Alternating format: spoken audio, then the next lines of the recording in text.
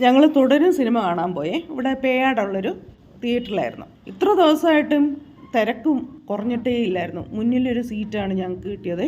പിന്നെ ഈസ്റ്റർ കഴിഞ്ഞ് കിടപ്പിലായിരുന്നതുകൊണ്ട് എനിക്ക് റിവ്യൂ ഒന്നും കാണാൻ പറ്റിയില്ല.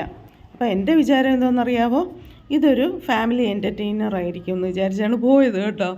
അവിടെ ചെല്ലുമ്പോഴാണ് എനിക്ക് കാര്യം പിടികിട്ടിയത്. അപ്പം സത്യം പറഞ്ഞാൽ ഞാൻ ഈ കൊല്ലുന്ന ന്യൂസ് പോലും ഞാൻ സ്ക്രോൾ ചെയ്ത് വിടുന്ന ആളാണ്. ഇവിടെ സ്ക്രോൾ ചെയ്യാൻ പറ്റും.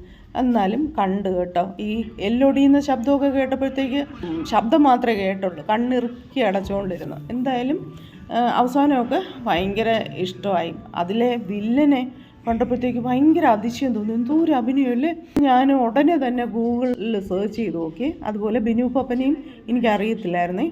സിനിമയൊന്നും അങ്ങനെ കാണുന്നില്ലല്ലോ. അങ്ങനെ ബിനു പപ്പനെയും കണ്ടുപിടിച്ച് സിനിമ കഴിഞ്ഞു. പൂരെ കരച്ചിലായിരുന്നു ഞാൻ കേട്ടോ. എന്തായാലും കുഞ്ഞുങ്ങളും അമ്മൂമ്മമാരും കൂട്ടത്തോടെയാണ് സിനിമ കാണാൻ വന്നത്. എന്തോ ഒരു തിരക്കായിരുന്നെന്നറിയോ. എല്ലാവരും കാണണേ.